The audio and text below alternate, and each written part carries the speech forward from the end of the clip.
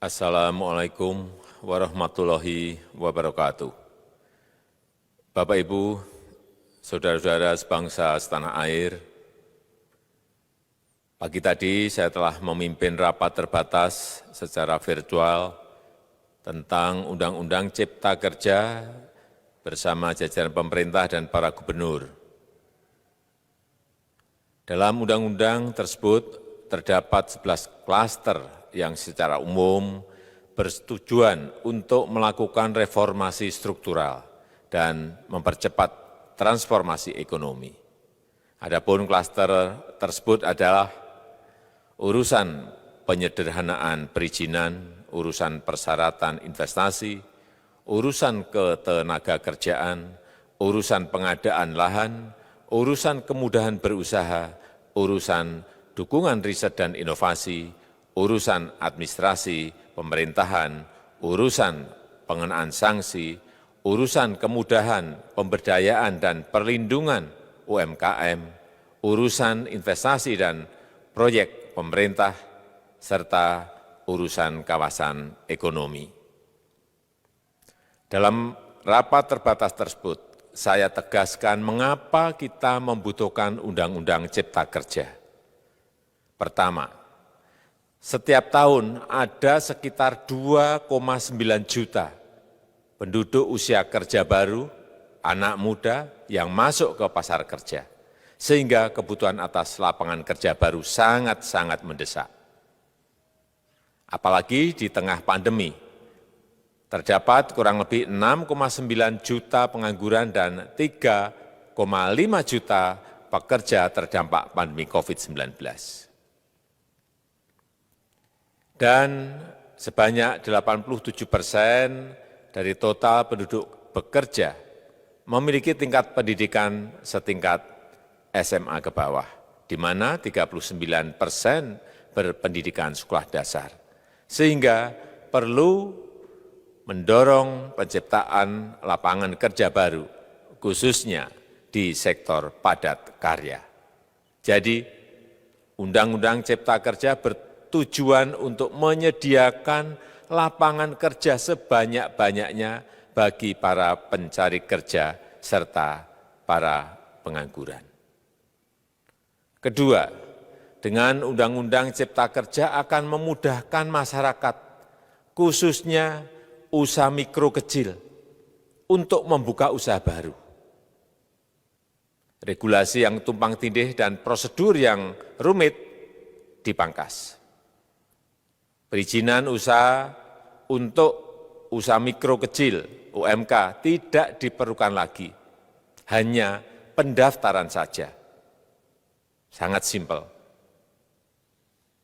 Pembentukan PT atau perseroan terbatas juga dipermudah. Tidak ada lagi pembatasan modal minimum. Pembentukan koperasi juga dipermudah.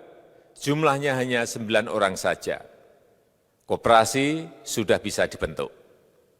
Kita harapkan akan semakin banyak koperasi-koperasi di tanah air. UMK, usaha mikro kecil yang bergerak di sektor makanan dan minuman. Sertifikasi halalnya dibiayai pemerintah, artinya gratis. Izin kapal nelayan penangkap ikan misalnya, hanya ke unit kerja Kementerian KKP saja. Kalau sebelumnya harus mengajukan ke Kementerian KKP, Kementerian Perhubungan, dan instansi-instansi yang lain. Sekarang ini cukup dari unit di Kementerian KKP saja. Ketiga, Undang-Undang Cipta Kerja ini akan mendukung upaya pencegahan dan pemberantasan korupsi. Ini jelas karena dengan menyederhanakan, dengan memotong, dengan mengintegrasikan ke dalam sistem perizinan secara elektronik, maka pungutan liar, pungli dapat dihilangkan. Namun, saya melihat adanya unjuk rasa penolakan Undang-Undang Cipta Kerja yang pada dasarnya dilatar belakangi oleh disinformasi mengenai substansi dari undang-undang ini dan hoax di media sosial.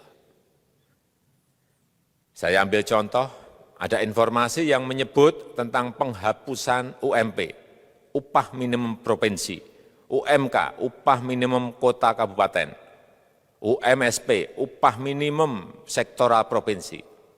Hal ini tidak benar, karena faktanya upah minimum regional, UMR, tetap ada. Ada juga yang menyebutkan bahwa upah minimum dihitung per jam. Ini juga tidak benar. Tidak ada perubahan dengan sistem yang sekarang. Upah bisa dihitung berdasarkan waktu dan berdasarkan hasil. Kemudian adanya kabar yang menyebutkan bahwa semua cuti sakit, cuti kawinan, cuti khitanan, cuti baptis, cuti kematian, cuti melahirkan, dihapuskan. Dan tidak ada kompensasinya. Saya tegaskan juga ini tidak benar. Hak cuti tetap ada dan dijamin. Kemudian apakah perusahaan bisa mem-PHK kapanpun secara sepihak? Ini juga tidak benar.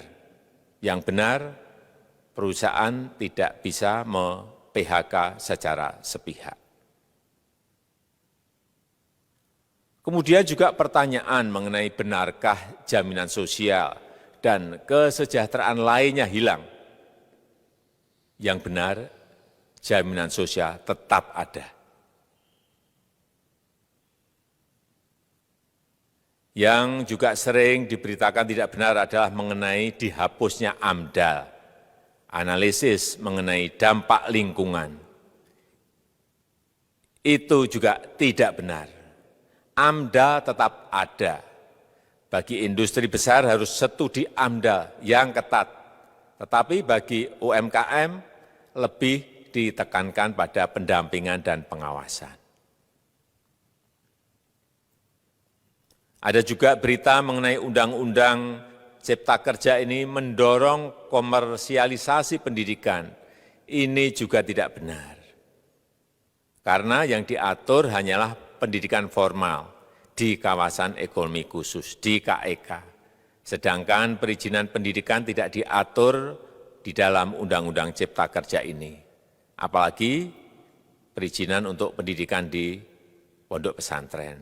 Itu tidak diatur sama sekali dalam Undang-Undang Cipta Kerja ini. Dan aturannya yang selama ini ada tetap berlaku. Kemudian diberitakan bahwa keberadaan bank tanah.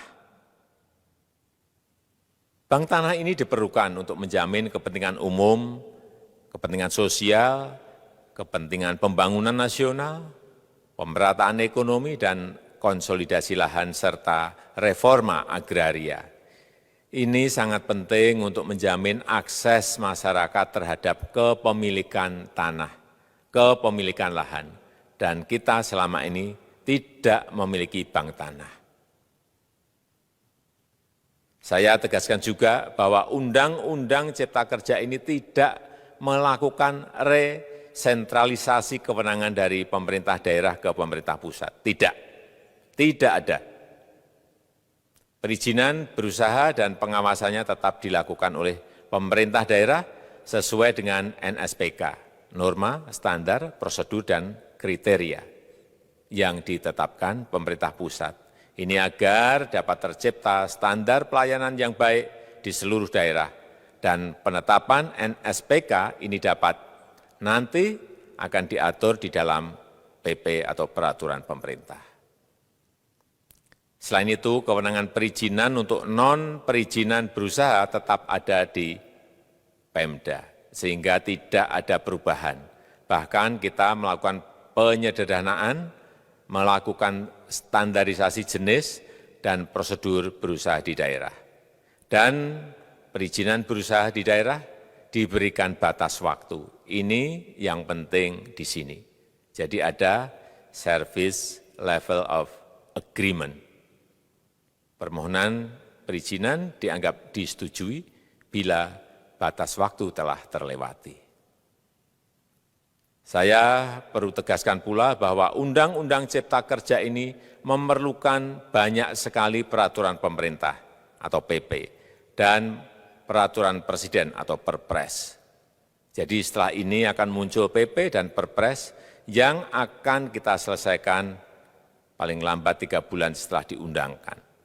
Kita pemerintah membuka dan mengundang masukan-masukan dari masyarakat dan masih terbuka usulan-usulan dan masukan dari daerah-daerah.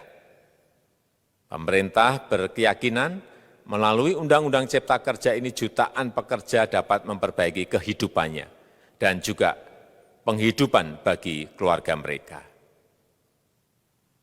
Dan kalau masih ada, jika masih ada ketidakpuasan terhadap Undang-Undang Cipta Kerja ini, silahkan mengajukan uji materi atau judicial review melalui MK, Mahkamah Konstitusi. Sistem ketatanegaraan kita memang mengatakan seperti itu. Jadi, kalau masih ada yang tidak puas dan menolak, silahkan diajukan uji materi ke MK. Saya rasa itu yang bisa saya sampaikan pada kesempatan yang baik ini. Terima kasih. Wassalamualaikum warahmatullahi wabarakatuh.